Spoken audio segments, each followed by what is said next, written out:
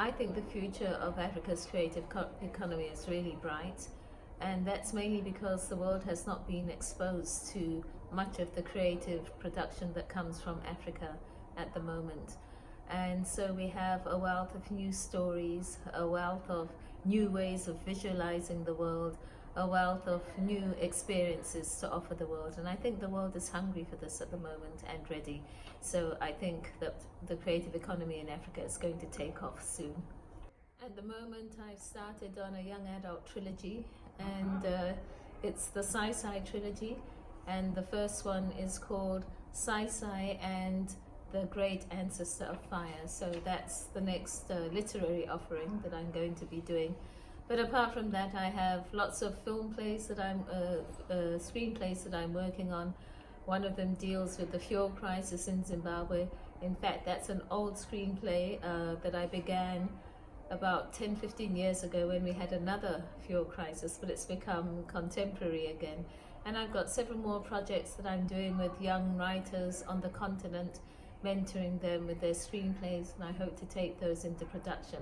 And in fact, one of them is ready to go into pre-production now, so I'll be doing a crowdfunding campaign for it.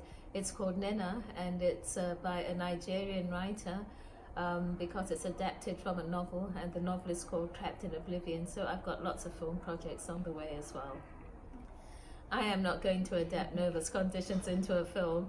I gave so much to that story in the writing, and people have received it as it was written, and I'm really happy about that. And I'd be delighted if some young filmmaker on the continent or any filmmaker wanted to adapt it, and I would give all my support, but I won't be doing it myself. Cinema has been one of the institutions that has actually upheld white supremacy, and that is because it is a visual medium. And so whatever character is on the screen is immediately marked visually. And we see that cinema is a carrier of subjectivity. And the people who were making the films in the beginning were white men. And so cinema has traditionally carried the subjectivity of white men.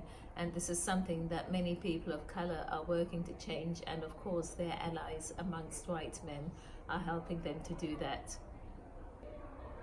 The representation of black women is problematic, and in the cinema industry as it is today. And there I would also distinguish between the representation of black women on the African continent who identify as African and women of color elsewhere.